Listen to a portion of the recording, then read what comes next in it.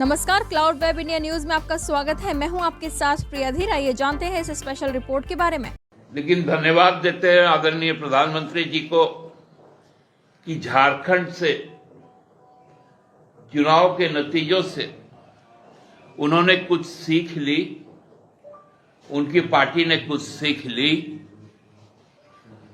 और जो सबसे बड़ा और सबसे अहम वर्ग है महिला, जिसको हम लोग मैया सम्मान यहां पर कहते हैं, उसके लिए बाध्य हुए कि वहां पर भी 2500 रुपए प्रति माह देना पड़ेगा।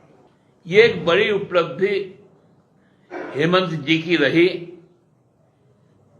कि आगामी 25 में बिहार में जब सरकार बनेगी तो यही मैया उसमें कारगर रहेंगे।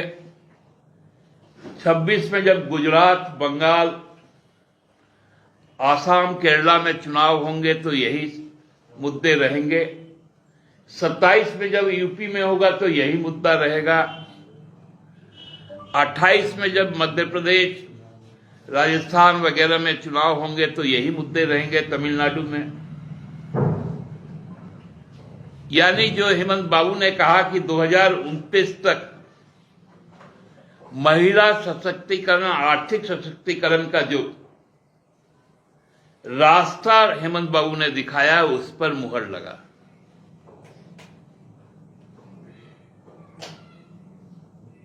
कि अब, क्योंकि पहले का एक कहावत था, what Bengal thinks today India thinks tomorrow. अब हमको लगता है हेमंत बाबू ने यह नैरेटिव सेट कर दिया, what Jharkhand does today India follow tomorrow.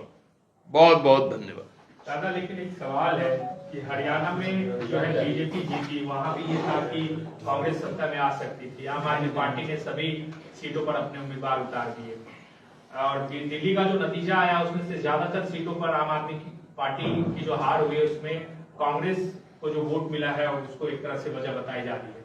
India alliance क्या एक तरह से बिखर गया? ऐसे में कैसे आप लोग बीजेपी को जो चैलेंज करने की बात कह रहे हैं, चुनौती देने की बात कह रहे हैं, वो तो नहीं दे पाएंगे? देखिए, तो इंडिया अलायंस की आपकी भी है। देखिए, एक दुखद विडंबना है।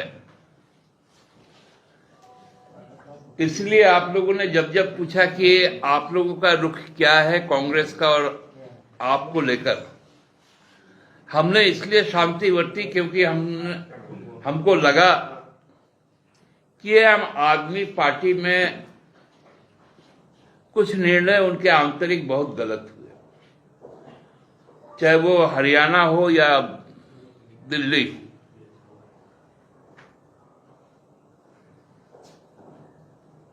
लोकसभा में सबके प्रयास से आम आदमी पार्टी और कांग्रेस ने मिलकर चुनाव लड़ा था।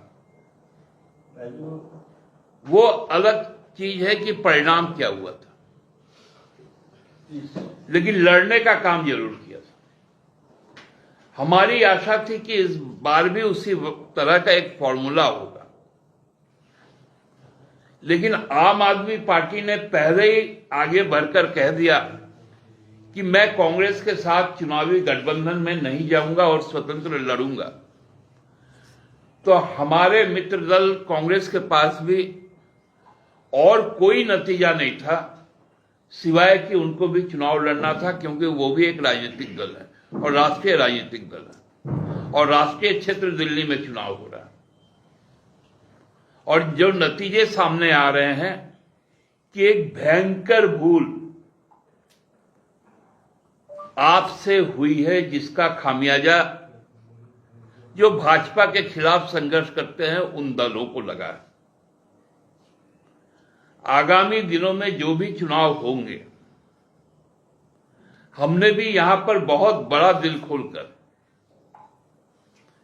कांग्रेस को सम्मानजनक सीटें दी, उनको जिताने में मदद किया, राजद को सीटें दी, वाम शक्ति को सीटें दी और हमने कम सीटों पर चुनाव लड़ा। हमने उनके सीटों को भी जीत सुनिश्चित करवाया। यही अपेक्षा हम लोगों का अरविंद केजरीवाल जी से भी था। लेकिन जब राजनीतिक भूल हो जाती है, व्यक्ति को उससे सबक लेना चाहिए। स्पेशल रिपोर्ट में फिलहाल इतना ही। ऐसी तमाम खबरों के लिए सब्सक्राइब करें क्लाउड वेब इंडिया न्यूज और नोटिफिकेशन के लिए बेल आइकन को प्रेस करें।